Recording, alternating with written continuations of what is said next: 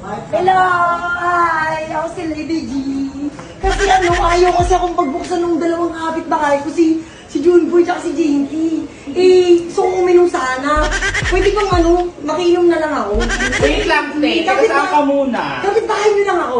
Wala akong kilalang bagong lipat dito. May dala akong pulutan, Nasab na hindi namin kilala, no? Okay lang, wala kang choice. Nandito na ako. Iinom tayo. Ako na mukha mo umupo ka rin. Anong iniinom niyo? Wala. Redders lang. Okay, favorite ko yan. Buti na lang pala nakilala ko kayo.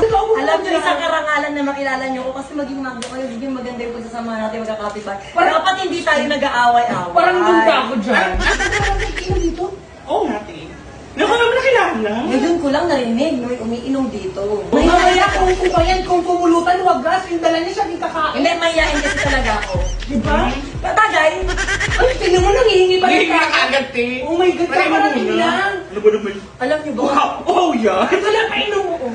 Oh, Pwede ba? Tingnan mo, Ayoko rin tubig. Walang sa ano ng laman. Oh my God. Dahil na-stress naman ako kay ate. Baka siya makakaubos ang inumin natin. Hindi siya uhaw. Di ba ako tapos? O, sige na. Ang kapalang na naman ka. Pulbo muna tayo na. Ay, kaya ko pulutan ko. Tingnan mo, dala-dala pulutan siya, di kumain. Ito Okay. naman hati-hati, oh. Ayun, kanya akin to.